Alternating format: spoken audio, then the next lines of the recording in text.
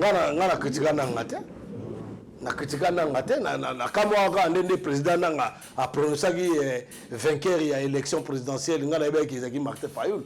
Mais sikoyo na kamwa ton président nanga lobaki mais tellement président nanga lobi na population lobi na ba congolais to y compris nanga. Alobi nanga que non voilà ngamo na sala ki monstre ngamo pe na zo bomaye. Ces concerts-là, quand vous dites que son concert de solidarité, il fallait inviter tous les chanteurs.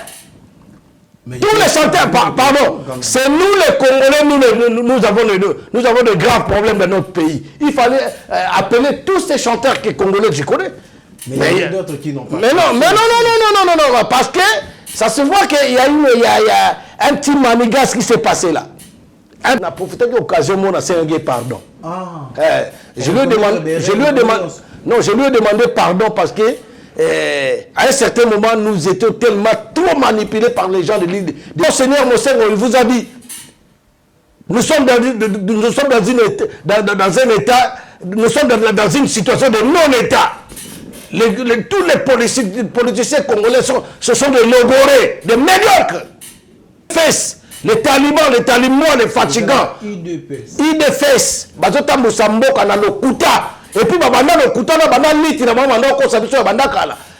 Il faut chanter des chansons qui sont vraiment éducatives. Et ils chantent pas des chansons éducatives. Mais c'est pour ça que je les appelle les artistes pornographiques, les artistes inconscients. Tu vois? Donc ils se mettent de côté. Donc les problèmes des pays, les problèmes de la situation de ces peuples-là qui nous donnent des succès, ça ne nous concerne pas. Donc quelque part, les artistes là, ils abandonnent le peuple. C'est pour ça que je les appelle des artistes de la distraction.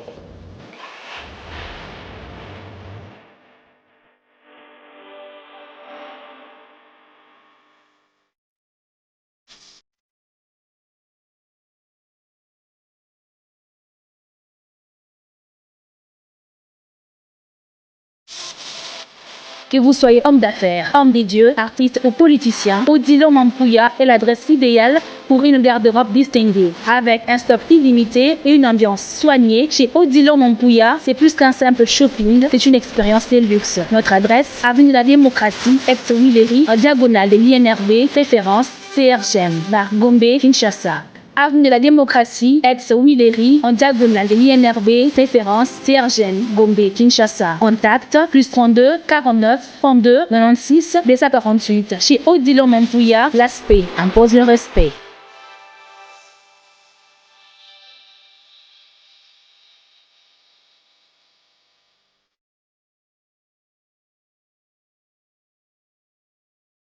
Vous êtes sur Congolais Noir, votre chaîne qui vous apporte la gaieté et les infos fiables afin d'enlever tous ceux qui se disent dans les coulisses avec moi-même. C'est lui qu'on appelle Fred Dimunda, Maestro Moulakisna Bango. Ça fait toujours plaisir. Il y a vraiment une suggestion, une remarque, et puis partage, une commentaire. Et ça, c'est toujours bien pour améliorer la qualité et à quoi informer Bino. Merci encore à toute l'équipe qui nous tient compagnie aujourd'hui, à Lévi Abou qui nous réalise cette émission. Et merci aussi à l'assistante de Christian Dongala et merci aussi à Michel Combe-Eugle, donc Studio MK, toujours ensemble. Et dans le ça a pété, partenaire autour, ça a vraiment que tout ça en bonne et forme. Le Jérémy Tsout à la valeur intrinsèque depuis Kinshasa, donc les patrouilles à Lodge Bar, le Racine, donc la racine vraiment, Lodge Bar, Nabino Oezana et Pen, donc vous hésitez Tependa, Sokozo Kendekin de l'aéroport Tipen.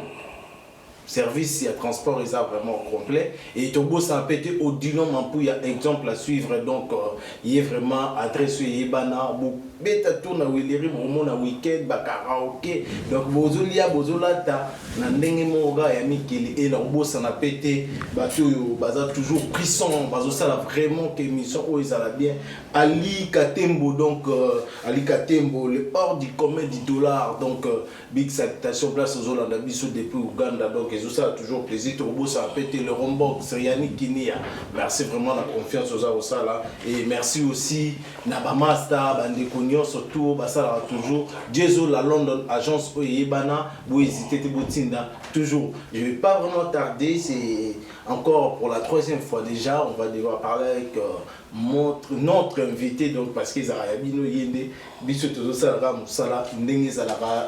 s'appelle déjà Célésino Mec d'ici, Métivos, donc un chanteur, artiste engagé. Donc il va devoir parler avec nous parce qu'aujourd'hui, je vous signale encore une fois de plus, c'est vraiment les communicateurs porte-parole de l'AFC Bar M23, donc section France, il est parmi nous, il est avec nous, on va devoir parler avec lui et je sais pas à qui je dis déjà, c'est les unos. Bonjour, bonsoir.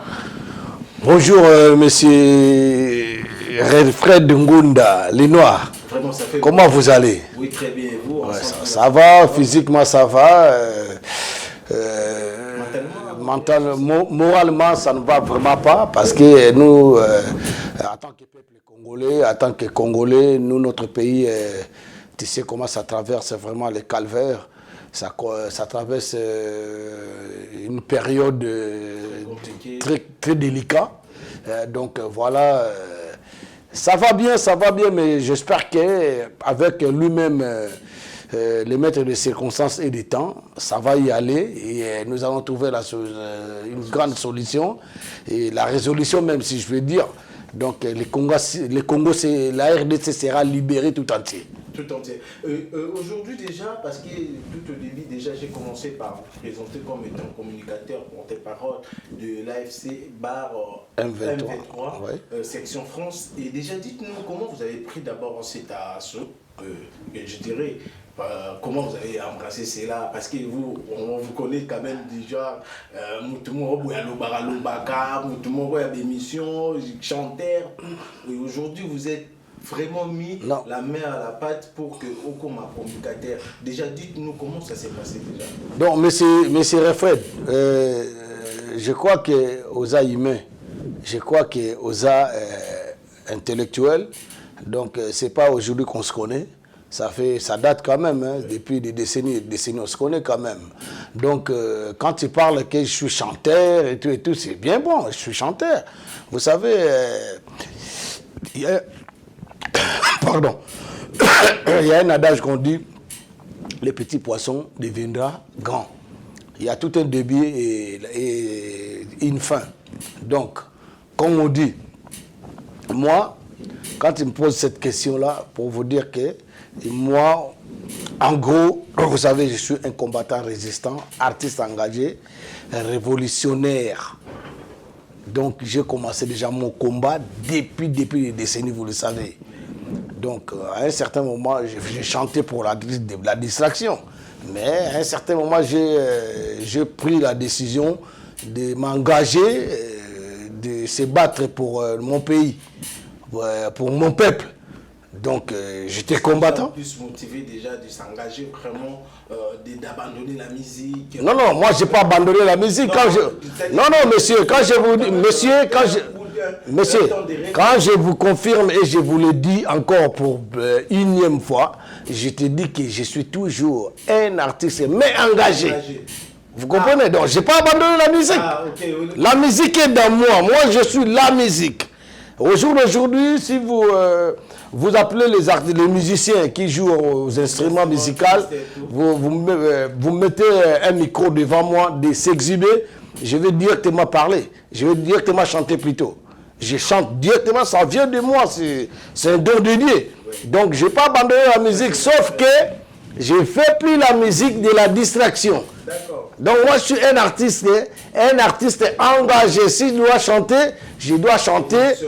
En plus, en fait, je n'ai plus quelque chose à vous prouver. Vous le savez que je suis un chanteur.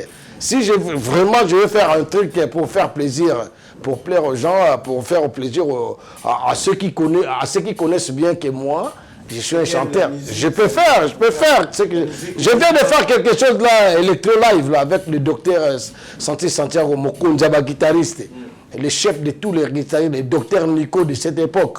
Vous connaissez les grands guitaristes Santiago. Je viens de réaliser un truc avec lui. Donc vous avez vu ça, je ne sais pas si vous avez eu l'occasion d'écouter cela. Donc voilà, c'est ce que j'étais. Il faut corriger un peu votre lecture, votre pensée, hein, vos raisonnements que j'ai abandonné la musique. Je n'ai pas. Donc c'est pas juste. Je suis un artiste et puis en plus engagé. Parce qu'il y a des autres qui sont artistes et ils ne sont pas engagés, ils s'en foutent des problèmes du pays. Ils s'en foutent de leur peuple, les peuples là qui le font, parce que c'est les peuples qui nous... Tu vois ce que je veux dire? Qui nous donnent la gloire, qui nous donnent du succès.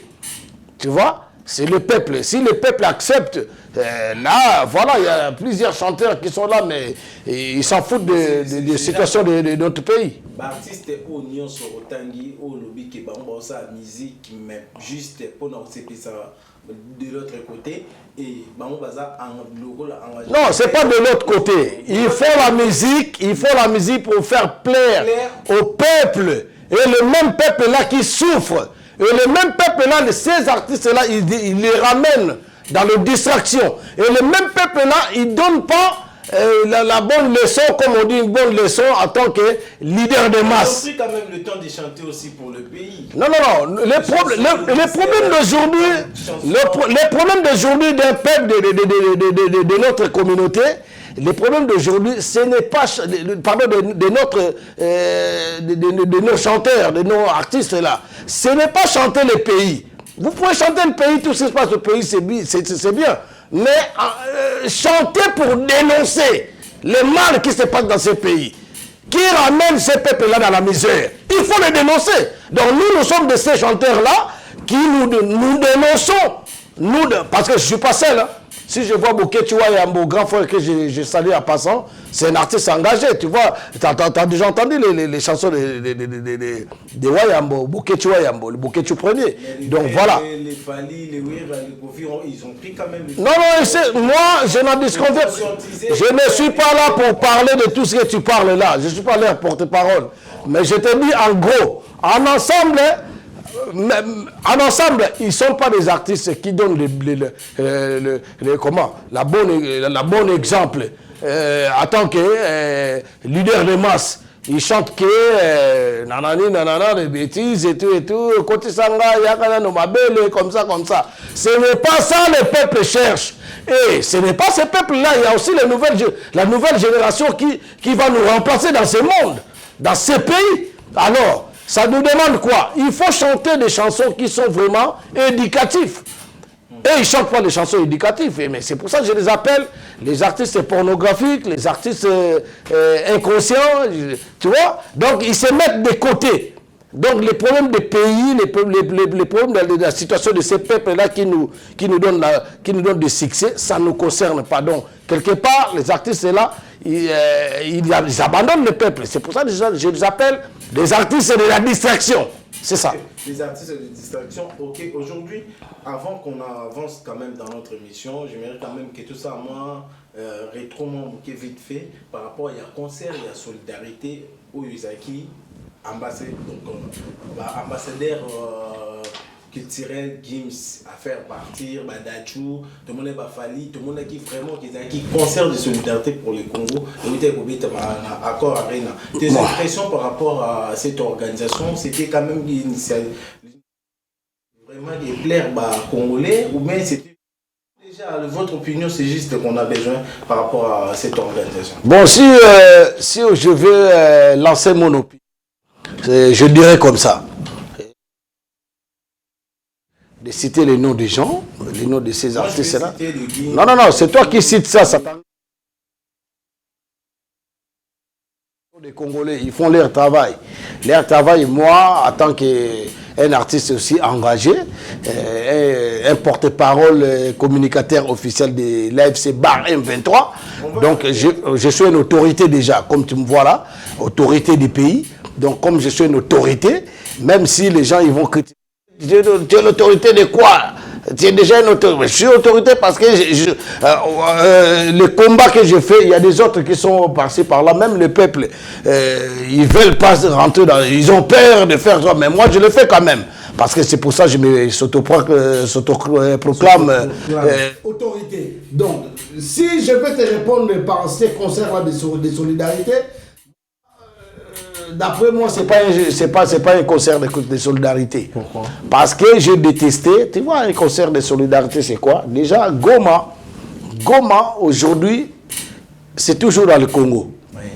Bukavu et tous ces zones-là, nous, on a libéré, parce qu'il ne faut pas dire occupé. Nous, on a libéré les peuples et une partie du pays à l'Est, et on a libéré ces coins-là. Donc, il y a des gestions, il y a des autorités qui sont là, il y a des gens qui travaillent, il y a l'activité qui se déroule. Tu vois ce que je veux dire? Donc, ils n'ont pas besoin de leur quoi que ce soit, soutien financièrement et tout. Si vous voyez bien, dans ces pays-là, il y a toujours des voleurs. Ils vont envoyer ça chez qui? Même si l'UNICEF, ils vont recevoir ça. Mais c'est qui? Ils vont faire quoi pour ça? Ils vont donner ça. Attends. Ils vont donner ça à qui? Parce que tous ces chanteurs-là qui étaient, tous ces artistes-là qui étaient là, peut-être ils sont venus pour leurs prestations, exhiber leur succès. Est-ce que vous pouvez me laisser finir, monsieur? Monsieur, vous pouvez me laisser finir. Laissez-moi finir t'expliquer et les téléspectateurs qui nous regardent, qu'ils comprennent quand même au moins quelque chose. Donc, les gens-là, ils sont venus pour leur ambiance, pour leur exhibition, pour leurs prestations. Mais ils ne sont pas venus vraiment pour la solidarité. Parce que nous n'avons vu aucun signe de la solidarité. Sauf que je vis un artiste qui vient à l'étranger, à l'extérieur du pays. Non. Moi, je vis un chanteur Sidiki Diabaté que j'apprécie beaucoup. J'ai vu ce chanteur-là, il est venu, il a chanté comme exceptionnellement parlant, je dis. Il a chanté l'hymne national avec leur guitare traditionnelle là. Il a exhibé en ça. Mais tous ces chanteurs-là qui sont venus là, ils sont venus pour l'ambiance. Ils faisaient leur ambiance, ils faisaient les gens... tous ces peuples qui étaient là, je sais, il y en a eu il y a eu des peuples qui n'ont pas compris. Il n'y avait même pas de signe. Tu sais, le concert de solidarité, c'est quoi? Ou une chanson de solidarité. Selon toi, c'est comme Michael Jackson et tous les autres chanteurs du monde. Oui, ils ont chanté We Are The World. C'est ça. Et ces concerts-là, quand vous dites que c'est un concert de solidarité, il fallait inviter tous les chanteurs. Tous les chanteurs, pardon. C'est nous les Congolais, nous avons de graves problèmes dans notre pays. Il fallait appeler tous ces chanteurs que Congolais que je connais. Mais il y a d'autres qui n'ont pas. Mais non, parce que ça se voit qu'il y a un petit manigas qui s'est passé là. Un petit politique qui s'est passé là. Et puis il faut se demander l'argent que les producteurs il a organisé ces concerts, ça vient d'où? Ça sort d'où? Et moi je crois que l'argent là, c'est sorti à la tête de l'État. C'est l'État qui a... C'est Fonarev qui a... Non, c'est l'État. Mais non, c'est l'État. Au lieu d'organiser un concert comme ça, de non-solidarité, c'est un concert de non-solidarité. Il n'y a même pas de signes, on appelle ça des caricatifs, de signes, comme on dit, des bandanas rouges qui signifient non, nous voulons plus les sangs. C'était pas pour pleurer, attends, mais c'était pour... Nous voulons plus... Écoutez, nous voulons plus... Attends, monsieur, nous voulons plus les sangs coulent. Ou un bandana, on dit un bandana ou une bandana ou un bandana, je ne sais pas, bandana blanche, qui est solidarité, nous soutenons la paix. Il n'y en avait pas. Il n'y en avait pas. Mais vous allez nous dire un concert de solidarité, c'est ça? Ce n'est pas un concert de solidarité. Je ne suis pas contre les artistes, ni contre les producteurs. Et à ce moment-là, j'ai vu votre ministre de l'Information, c'était Patrick Mouyaya. Il est passé là. Ben, il a accompagné... Non. C'est un concert de solidarité. À cet instant, quand vous dites que le président de la République démocratique du Congo, M. Félix Tshisekedi, non, il n'est pas président de la République démocratique du Congo, il est président de la République démocratique du Congo moitié. Parce que à Goma, Bukavu, il faut des concerts de solidarité. Pourquoi? Pour Goma, ce n'est pas pour Kinshasa. Quand vous faites et à Kinshasa, il n'y a pas de dégâts. Il y a des dégâts. Il y a des gens qui coulent par-ci par-là dans des fleuves, il y a des inondations par-ci par-là, la capitale est devenue la poubelle. Est-ce qu'ils ont... Qu'est-ce qui manque pour faire cette solidarité? Et le dernier point pour vous dire aussi, un concert de solidarité qui se déroule en France. Allez faire ça à Goma. Attends, allez faire ça à Goma. Allez faire ça à Goma, à Bukavu, à Walikale, à Uvira. Non, quand il dit qu'il y a la diaspora, est-ce que tu n'as jamais vu le monsieur? Même le Sénégalais. Tu n'as jamais vu le monsieur Maître Gims? Attends, j'ai vu Maître Gims. Écoutez, monsieur Yokangai, écoutez, j'ai vu Maître Gims que je respecte. C'est un grand légende, lui. Parce que lui, c'est un ambassadeur, vraiment, comme vous avez dit tout à l'heure. Oui. Je le respecte parce que à Yembelaka, Mboka a défendu pour Mboka. Ndemona monsieur Kofi, Azalagite, même Bapeti Naso Badadjo.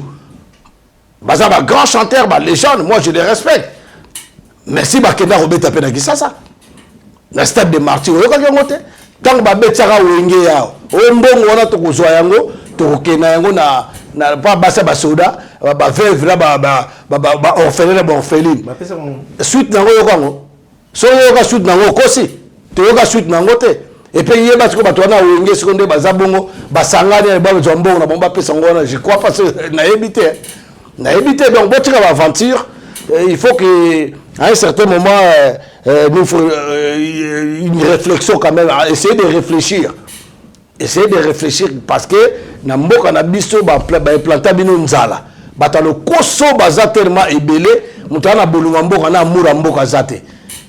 Yango biso AFC bar M23 toko beta sikoyo, toko beta parce que nous ne sommes pas des rebelles, nous sommes les révolutionnaires constitutionnels. Nous allons libérer le pays. Nous allons libérer le pays, nous allons libérer le peuple là tout entier, la République démocratique du Congo, pour te dire Sabino que non, autres sont déjà constitutionnels. Tu as ma rebelle. Tu as RTNC. Tu as ma frère, tu as ma rebelle. Nous sommes des groupes. Vous avez ma frère alors que pour rejoindre quand Oyo, le système Oyo, nous sommes détesté auprès de Kabila, ou est un système compliqué, pourquoi complicité na ba Rwandais, pourquoi complicité na Batouboy, mais bino moko pour rejoindre nanga Oyo, aza qualifié le rôle la paix rwandais, azo travailler. Mon frère, non mon frère, makam tolo bara photo e bara. Tolo bara makam te pona ba bla bla bla bla bla bla. O ba benga ba troubadou, tolo bara to a le roi ba troubadou te. Tout ba makambo ça normal. Yo benginanga o azo qualifier ni Rwandais. C'est même système. Mais c'est du n'importe quoi. C'est du n'importe quoi. Même le même nanga qui était le président nanga qui était le président d'une institution la CENI. Après ça va te pouvoir à ça qui non Rwandais te. Bon moi na ka za Rwandais. Nanga za Rwandais ta za Congolais. Notre groupe parti politique na biso live c'est bar M23 politico-militari, tout simbi ba arme, M23 yaki banda kalabaza ba congolais, tout premier fondateur de M23 il s'appelle monsieur apôtre Jean-Marie Runiga, qui aujourd'hui même on s'autoproclamé naza petit Runiga. Oui, naza petit Runiga, parce que dans le bon monde mutu ya M l'endengwana Jean-Marie Runiga, ils sont beaucoup. Quand on dit M. Jean-Marie Runiga, le président Nabiso, il y a M23, oui. Et Botali, président, il y a AFC, et le président Corneille Nanga, le cordon Corneille Nanga, qui est le président de la République démocratique du Congo nouveau, Azawana, Totali, président Bertin Bissimo, Totali, président, le colonel Wilingoma, Totali, le général-major Sultan Makenga, Totali commandant Baudouin, Totali Henri Magie, ils sont des Congolais. Arrêtez de cette manipulation. Ce peuple est comme manipulateur. Il y a IDFS,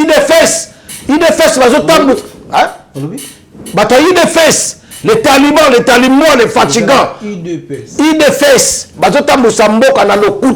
et puis le Kuta, ngani le couteau de bosso na timbela ba bola la pogé ba bébé bolo belo te so bébé lali timbo la ola mokati yo que la msa bébé ça au déranger na pongi et ça qui pour et ça le coup non surtout là ba mo zo benga ngo Kadiosha c'est-à-dire to limbo la ngona lingala pena wa bayanke et ça le rôle là kosa leka donc ça va kosi peuple ba leki on se comprend. Et puis tu as un point et belé pour comprendre que madame a le couteau bateau on a notre un numéro comme ça pour te point oyo bateau mon pour bateau lobby que IDPS les acquis pour que les peuples d'abord. Vous voyez maintenant le IDPS acquis pour les peuples d'accord les peuples d'abord. Les peuples d'abord en tant que Bazaki dans l'opposition. Nous étions non écoute monsieur nous étions même en vie avec eux. Tu as le même langage, les peuples d'abord. Donc, la minute où on a Kabila a gouverné bien, Kabila a fait le roi, on a une manipulation dans Bango. Kabila a fait le roi, Kabila le roi, et bon, tu as changé le système. Et ça qui est que Kabila le roi, tu as changé tout. Donc, ce n'était pas que rhabiller, déshabiller Saint-Paul pour rhabiller Saint-Pierre. C'était pas ça. C'est ça que les gens ne comprennent pas. Donc là, tu as changé le système. Système, c'est-à-dire balayer toute la classe politique. Comme Monseigneur il vous a dit, nous sommes dans un état, nous sommes dans une situation de non-état. Tous les politiciens congolais ce sont des logorés, des médiocres. C'est des médiocres. Jusqu'à présent, Bazo gouverner et le côté. Écoutez, voilà. Bazo gouverner peuple était, Bazo associé à Mbogoté, peuple était, ils se gouvernent eux-mêmes. Alors pourquoi vous avez que les peuples d'abord? Le Kouta est comme si la famille d'abord, notre ventre d'abord, Nicolas Kazadi a eu le ballon. Le monsieur là, Nicolas Kazadi, à son entourage, il y a soi-disant chef de l'État, Félix Tshisekedi. Ce sont des aventuriers, ce sont des voleurs, des détourneurs, des criminels, des voyous, des kourounas en cravate. Oh, pourquoi la kourouna? Parce que pour la mauvaise gestion, il y a gouvernemental. Il y a gouvernemental, il n'y a pas de création d'emploi. Il n'y a pas de construction sociale bafouée.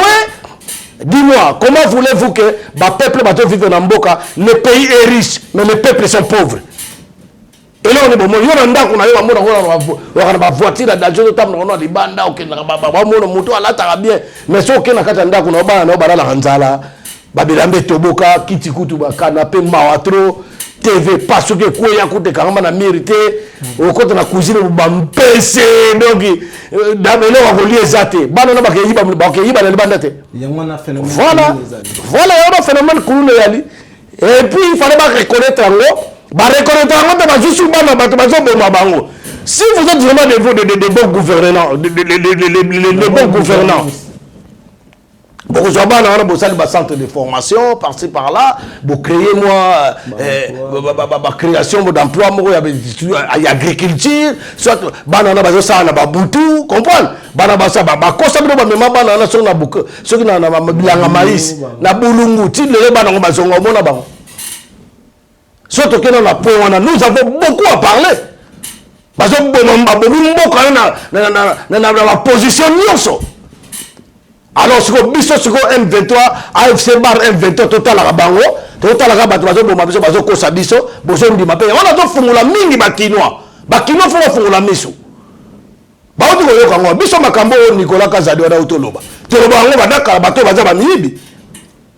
Badetourne la Rambo, Marambo, il fallait passer à Yamalongate.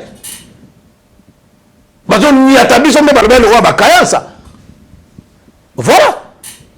Là, monsieur. Donc, il faut comprendre ma camouflou, capable de le couteau à Salawana. Comprendre? Il faut comprendre les mots. Vous comprenez des pour l'année. Faut comprendre, net nga c'est le personnellement, na essayer de que na commis na AFC bar M23, bon qu'on a des opinions parce que bateau bateau mon artiste na damu ibaka, ba voyage pas ma même investisseur moroté na mboka, a mené ta création d'emploi moroté le couteau na le couteau, yé mokaka. Pepsi ezakuna bato bazosta ba mitende kuna. Botika ba campagne wana bozoloba, oza bande kona kin.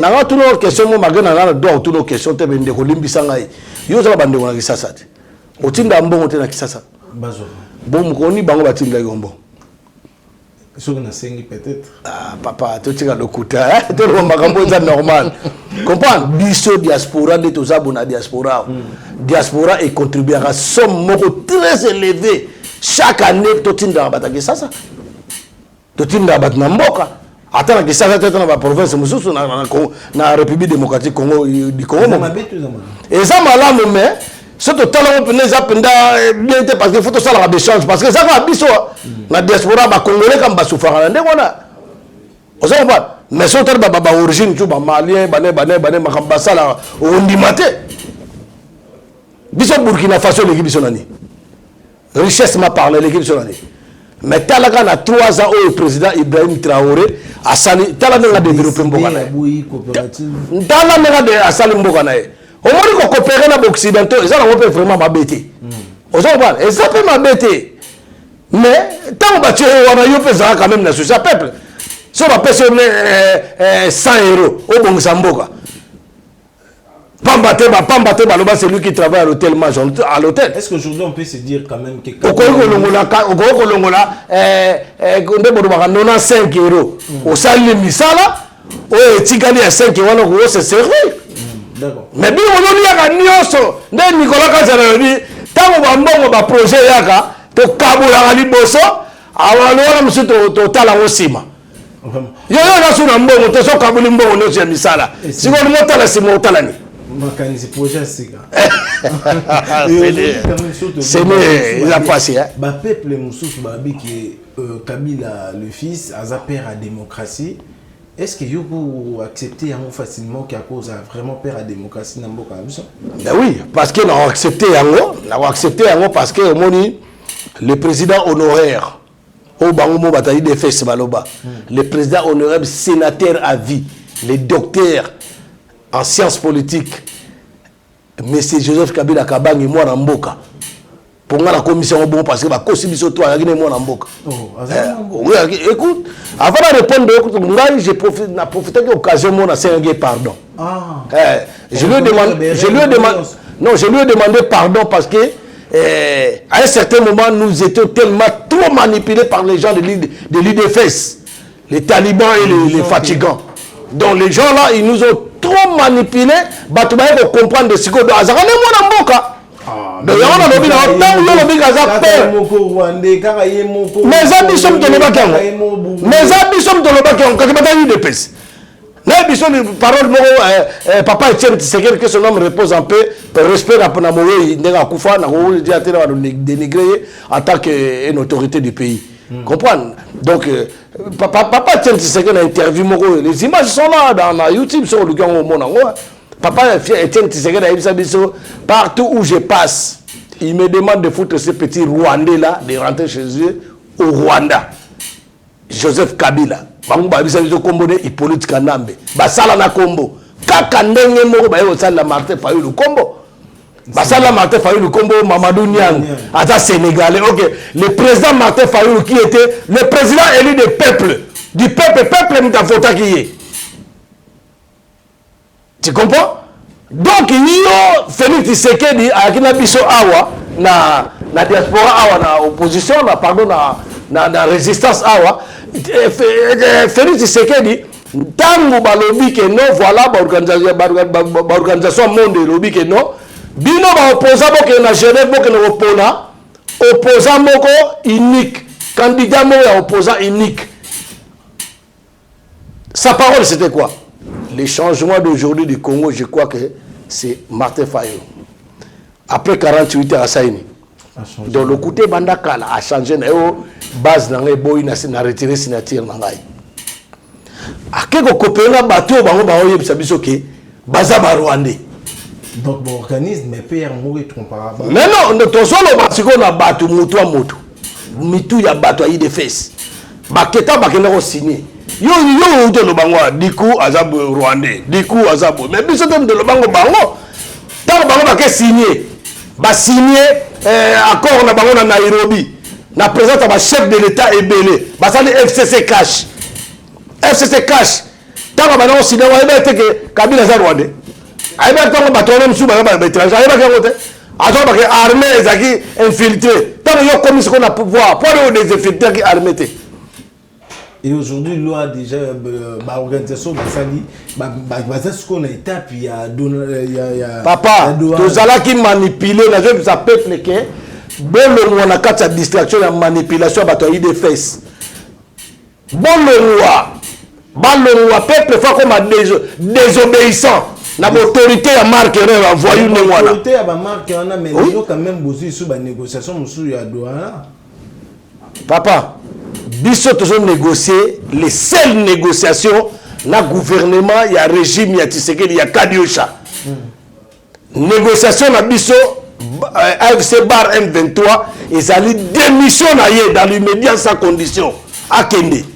Ah ben une négociation, on a souvent une négociation, nous sommes mandatés. Mandatés. Bon tant que ba projet bazolia, o ba kabula wana. Ba si c'est déjà ba projet.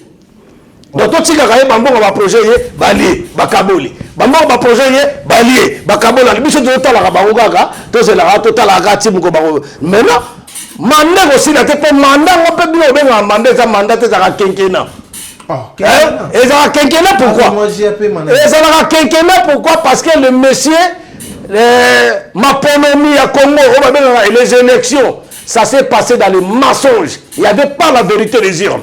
Parce que Nanga, ça a été corrompu, il y a un IEP. Mais quand on parle de M. Nanga, il faut le prendre aujourd'hui, comme le président Nanga, il faut le prendre aujourd'hui, Neti, père de la résistance congolaise, je veux dire, Papa Ngwanda, Papa Ngwanda, aga oyebi sabiso ke to limbi sa ye. Pour y babengaka ibu na tango mobutu bo na bombe afongo na biso quand même.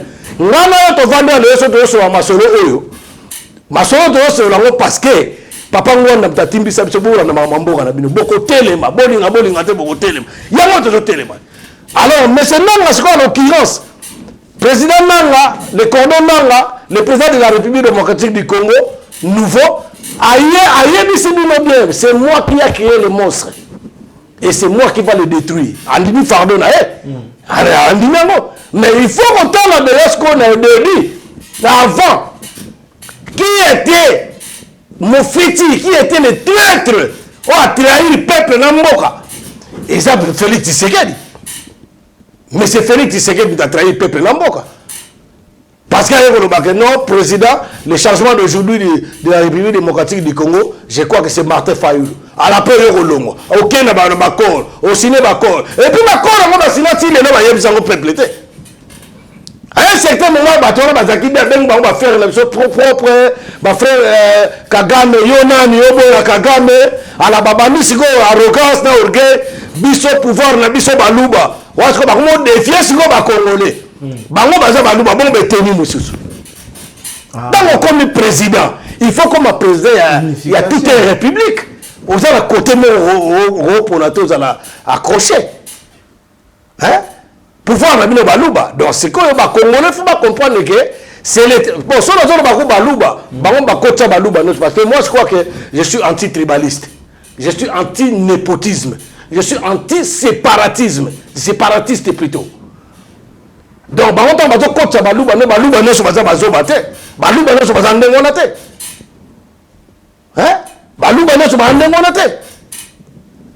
donc, faut que le baquet, bah, taliban, bah, fatigant, bah, yé na masolo la bango, il y a que diviser peuple, il y a que séparer peuple, il y a tribalisme, il y a népotisme. Donc, on a que ce balobi qui est refait du Ngunda, gouverneur de la ville.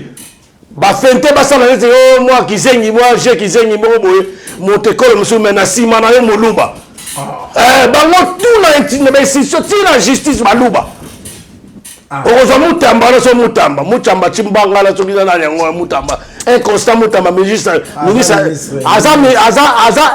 Aza non ministre il y a injustice inconstant Moutamba ça que ça coule à sous la justice constant Moutamba yom bezo zoye bon parce que y a un bezo bon attends bazo expliquer aux comprendre gars bino ba comprendre Moutaye bino Moussa na été beaucoup jouer 5 millions bezo proposer 5 millions 4 millions montant moko 350 000 bezo peut ça pas en décoration moko Sandra ou auto reverser bango vérité non messilité bandeko vérité non messilité ekobima et puis la carte gouvernement wana bazana ba récompense basalaka so ba moni oza moyibi oza moto na bango mais déjà dimanche na lobi so ba moni oza moyibi oza moto na bango moni bato bele bazolo bata ba Nicolas Kazadi wana bazolo bato bele bazana ba miyibi ebele ba caméra yiba mbongo bato il y a 100 jours il y a projet change il y a 100 jours caméra bakangaye oyebi yango tant bakangi caméra soit déjà que prison tala ngana yebisa yo pardon s'il te plaît tant bakangi caméra que prison obino oyebi prison est-ce que caméra que azali na prison solo aki na prison te caméra aki na procès bazo sambese là tu bilamba ba prisonnier regardez les pièces de théâtre que les gens là qui font bavani babomi ça pe na makamba vantire na bango bazo sala babomi ça pe juge yani atika famille na ye na bana na ye atika bango na baje babomisi azaki malade ndeko osala ba intervention mo ye polate so yo banga bango azo banga elote nazo lo batake peuple mboka na ngai biso tout ba congolais babomisa ye foye bango na kati ya gouvernement wana ndenge zana régime ya Kadioshe régime ya ba Taliban ba Fatimbwa bato wana bazali soko za moyibi oza bato mutu na bango so yokana no so za véridique oza mutu na bango te donc faut ba liquider yo bien OK exil bien ba kangi na makala bakanga bato bikanga kanga tant yo zo ba keno yo poni bato bazo boma bato na mboka non bato ba boma na mboka ndeni biso to ba révolutionnaire constitutionnel c'est dans la constitution qui nous dit dans l'article 64 alinéa 1 qui nous dit que non voilà un groupe de personnes qui veut s'accrocher au pouvoir. C'est notre devoir, nous, le peuple, de se soulever, un soulèvement populaire. Mais tant au peuple, on a bimara ça, un soulèvement populaire, bah, nous avons minduki. Bah, bon, nous, le peuple. Les preuves en est, bah, tout le monde, Félix Tshisekedi, bah, tout le monde, mais même nous, on a accusé Kabila. À gouverner Mboka, bien été, comme ensemble, au frère Nangaï, au Bonaboui. Non, bon, ce qu'on s'en est, nous, ensemble, ça aide au Kangaï, nous, ça a dit non, moi, je ne veux pas finir dans le passé. C'est un traître. Donc, c'est nous les devoirs. Si on dit que tout le monde est peuple, pour réclamer droit à Bango. AFC, écoutez, non, AFC, c'est là qui est bar M23. Nous qui comme ça, aussi, il y en a bien. Au moins, on va changer la constitution. On va changer la constitution. Pourquoi? Même constitution, Félix Tshisekedi on va changer. On va bannir les voyous, il est des fesses. On va changer la constitution. Mais grâce à le président Corneille Nanga, grâce à les fondateurs, de tous les fondateurs de M23, tout un premier fondateur, Jean-Marie Runiga, apôtre Jean-Marie Runiga. Donc il y a un moment c'est les Runiga. Petit Runiga. Donc grâce à Bango, ma constitution s'est calmée. Mais les gens changer la constitution, même il y a changer la constitution, Nathan Kabila a que non. Ce qui Kabila a réussi à changer la constitution, oyo. Bako nyata biso na mboko to koma esclave. Allo bango. Allo makambo bena abana kuta na opposition.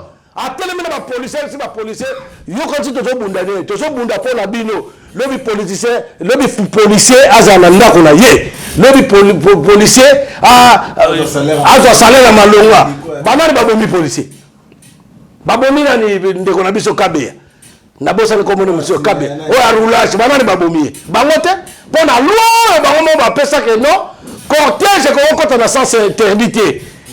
Mutu wana sale policier na garder de la paix wana asane ni yango me ba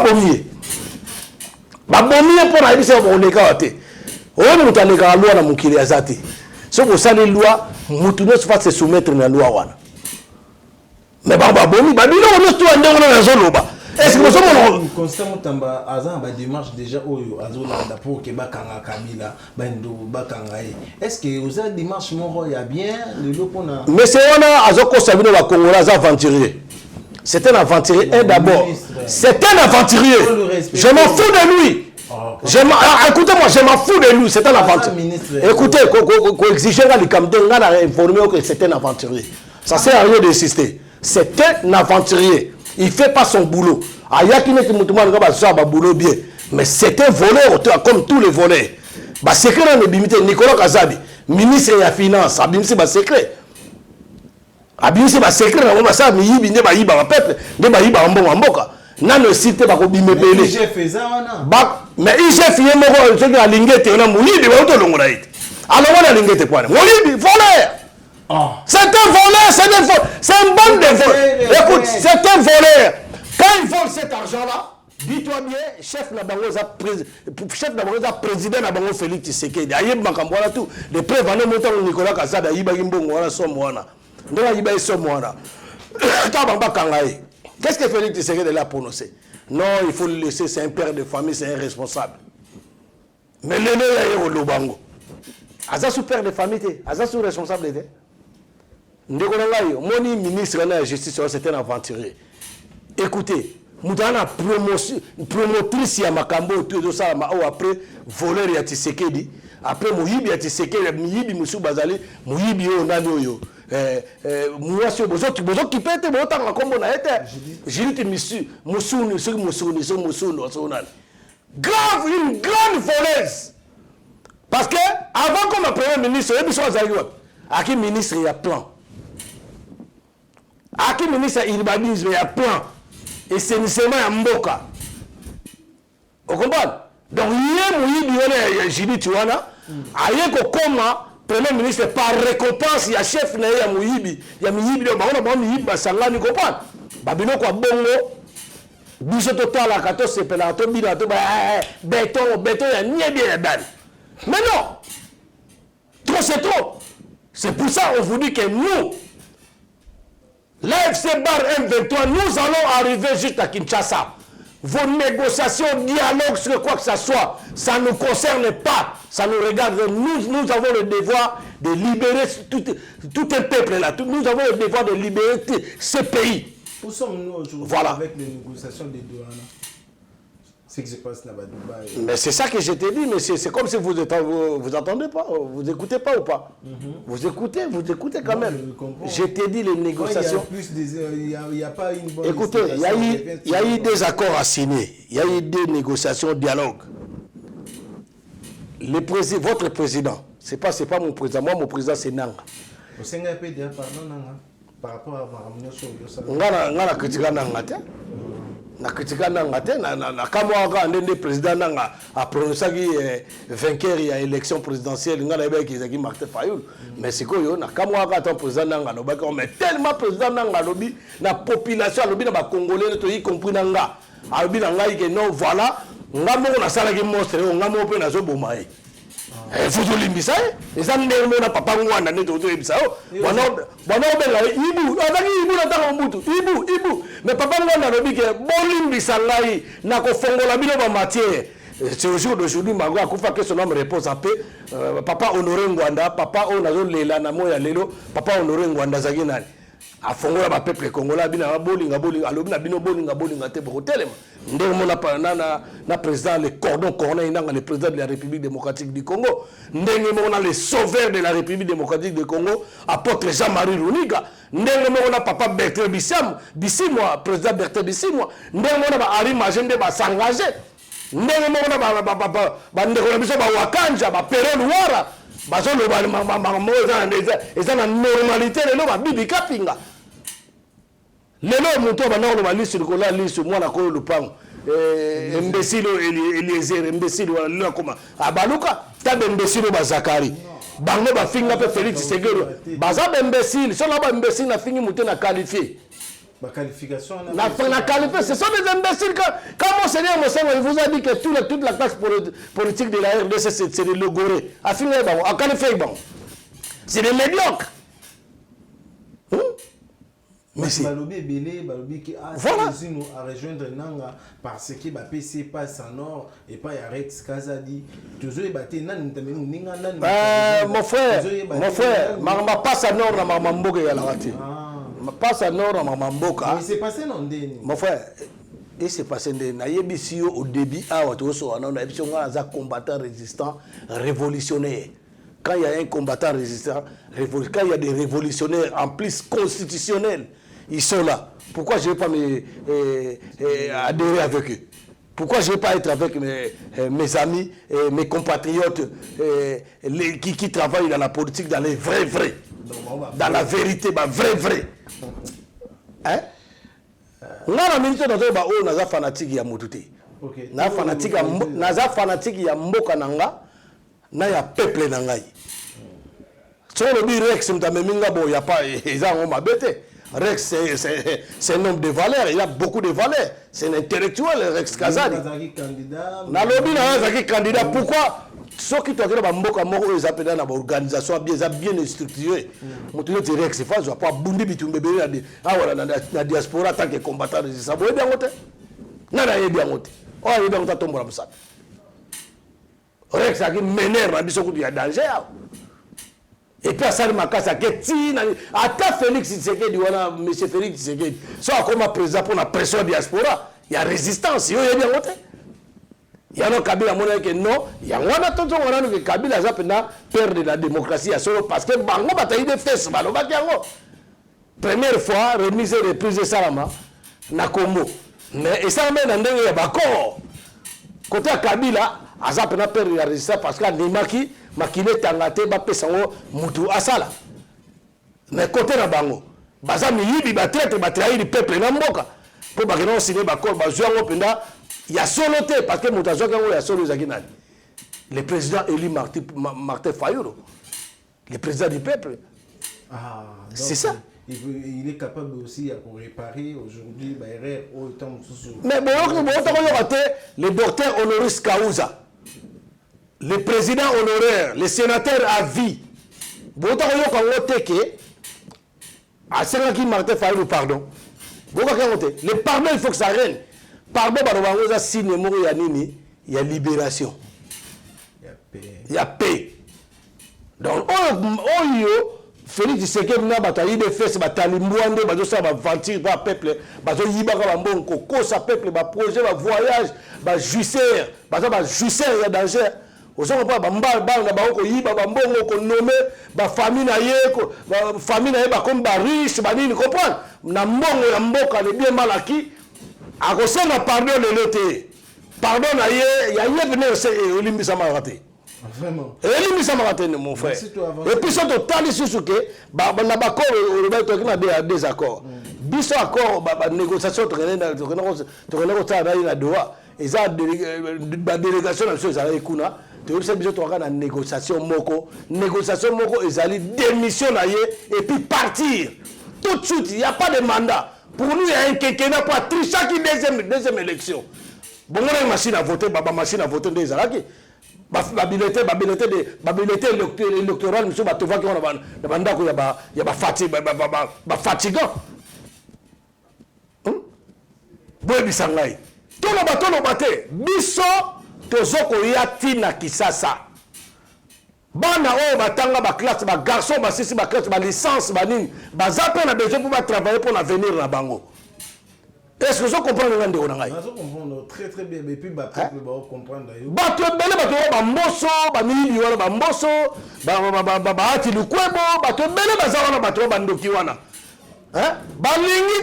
Peuple a travaillé.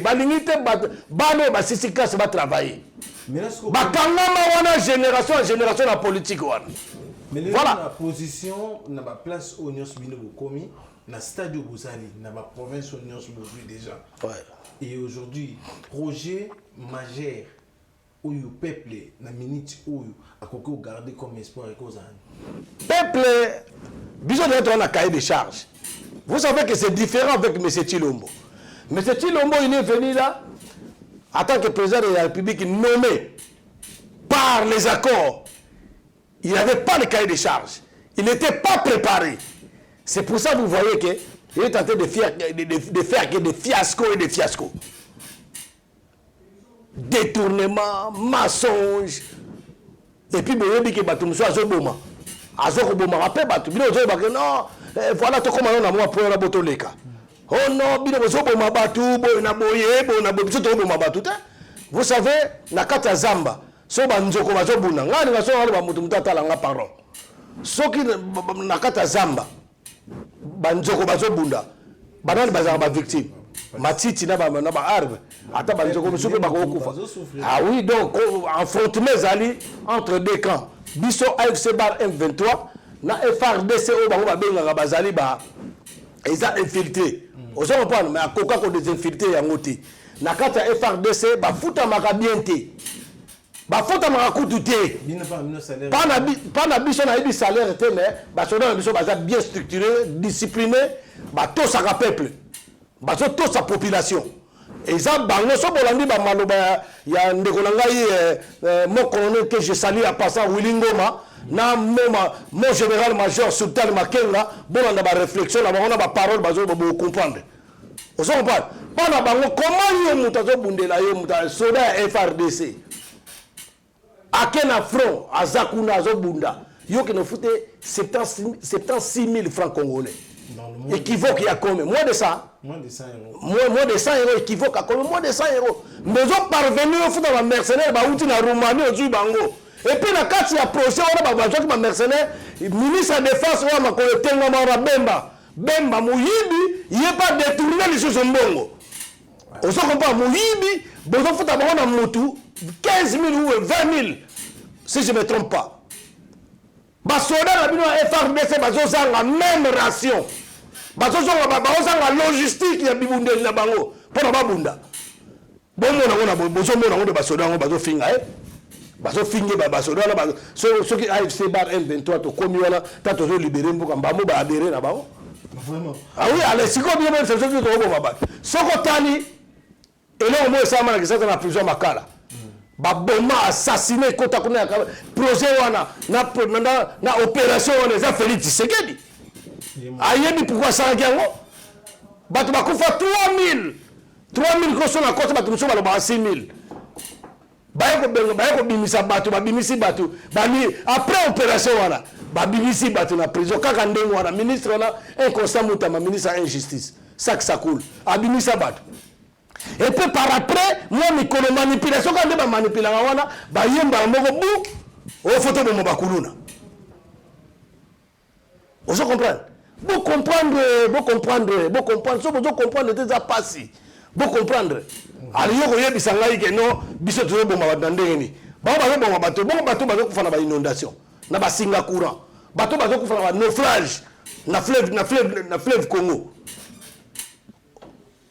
Au monde wapi inondation pour ya manjini yo banekela bango nyoso pour ya manjini ya ki inondé baneka wana pour bakena aéroport ya njili pour wana bana ba belge batika ngo tilelo yele ko na yaka linyimbo le peuple d'abord pour na sala kya ngote aleka wana bo mon fe gouverneur rabino a cousin na wana cousin woni népotisme place ya népotisme même gouverneur ville wana cousin na ye Jantini Ngobila Zakia, Jantini Ngobila na pesi mbote place aux Jantini Ngobila vient en ngai, maître John na pesi mbote place aux ali.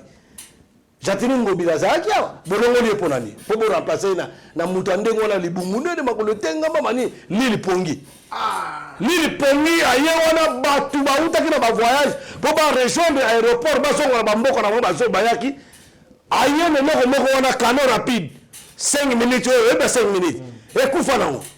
Bango bana kini nice que vous êtes baliuma que vous allez bana kini bono wala kiyuma hein baba nisi ko tindi gaye et puis ko yoka na bamboka o to zala awa na même na bamboka mso Afrique soki bazo sala loko ba prévoir ka secours wana za ko fele l'étape d'achaka yango mais bango asaleni donc mon travail à rejoindre l'aéroport à voyager na kenda ba futi 200 euros mbongo kutu oza salaire ya mutute na Congo na pomisa pe za na wote Vraiment. et tala mboka mobimba donc ce qu'on biso ce qu'on attend que AFC bar M23 le président apporte Jean-Marie Runiga na président Corneille Nanga nde bazabo bazote batala bino kwa boyi totala bino kwa boyi non c'est fini. C'est fini, merci. C'est fini. N'a profité na AFC bar M23 ba section nyonso eza na monde na pesibino mbote na pesibino mbote to continuer la résistance na biso to continuer la révolution na biso to sunga armée révolutionnaire na biso to kenda ngo ti liboso to ko rejoindre nzamba za na biso nzamba à côté na bango pour le sambo mabe et pesa nzambe kane komba rapete donc nzamba za na miyibité nzamba za na biso. Vraiment. Donc on appelle si maman Monique Mbote, on appelle si maman Charlène Bouchiri, place aux allées maman Adelphina, Mamboyo, on appelle si Mbote, tout ça qu'on l'embattait, média na biso za makasi, ba sortie médiatique na ngabo yo comprendre les allées, on appelle si Ipo Waiza Mbote, et on appelle on appelle si monsieur Rex Kazadi, on appelle si Mbote, grand frère Jean-Jacques Mamba, on appelle si Mbote, on appelle si papa Kanza. Viens là, papa Kanza, la Pessi Mbote, papa Camille, Kalula, notre président de la section France, la Pessi Mbote, la Pessi Odax, c'est pas ça, la Pessi Mbote, la Pessi parti papa na Cameroun, na papa na Cassandra, Mobala Vanessa, la Pessi Mbote, y compris Nico Hitler, pas ça Zali, la Pessi Mbote, surtout la Pessi, na représentant la biso ya AFC bar M23, il y a sécurité, la case à France. Na pesi mbote papa Gloria mobala mbinga mobala moulayi ba paquet de muscle likofe kemba et puis na c'est invité bino bokenda mingi na tabanaye batutu bakenda kuna puis bato AFC baza et belé nous sommes nombreux et le mec et le meuf d'ici de l'AFC je vous encourage les jeunes on est toujours ensemble moutaza a besoin d'adhésion à lancer les ino na ko adhérer et puis na komema na groupe bakonzi bazali ba ko adhérer ba maman Monique Bali ba mamboyo ba maman Charlène Bouchiri a rejoyo au sein pas donc na za mingi ta koloba AFC bar M23 viva AFC bar M23 viva nous allons libérer le Congo tout entier destination jusqu'à Kinshasa. Ingeta. Non, IDPS c'est Arabo. IDPS au tuni commandant et so, au tuni penana, vienanga boketua yambo, na vienanga edi bolombo, de place bazali na pesi bangombo te pepe mokonzi, bango baloba IDPS bango IDPS zara, IDPS viva la musique. Vraiment, merci, c'en est fini pour aujourd'hui, votre émission chez Fred. Et un grand merci déjà à Lévi Abou qui nous a tenu compagnie. Merci aussi à l'assistance de Christian Lunga, là, donc l'éternel Mvouandou. Et merci aussi à Anelka Bafossette qui nous suit. Et je profiterai de l'occasion aussi à repasser à Chancel Mboué Mambote. Le demi-dieu. Le demi-dieu. Justice Dédé Yana. Au moins, justice Dédé Yana, le bagarre déjà.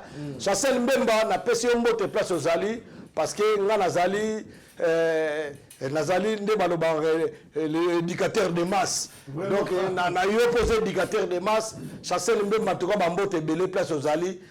Prince Liteti na pesi mbote mingi membre AFC maître lourd place aux alliés na pesi mbote Ingeta donc merci à Ali Katembo qui nous suit le hors du commun du dollar donc on a l'habitude depuis quelque part on bosse un pété les rombox Yannick na bossa mutunangai il faut toujours otia ba peuple boza la calme toujours ya batoto ya Goma sécurité bomoni pour Goma ndenge komi propre batoto ya habari munakuya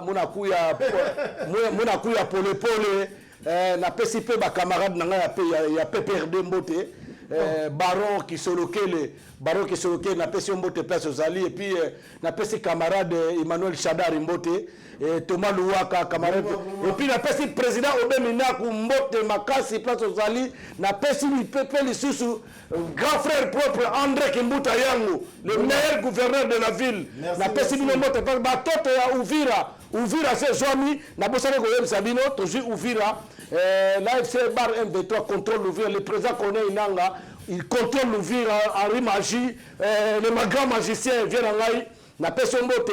Et puis Jean-Marie Runiga, il est toujours fort, il est toujours en leadership, pendant l'Ibosso, à mon on a raté avec le roi mon pépé. Moi, le petit Runiga qui vous parle, donc, calamité, calémie, dans 2 ou 3 jours, c'est une question d'une semaine. Bon, peut être temps, calémie, toujours rapide, bon, vous rêvez, bon, rêvez, caca, bon, mais ça n'a pas rêvé. Tu vois, on a bon, bon,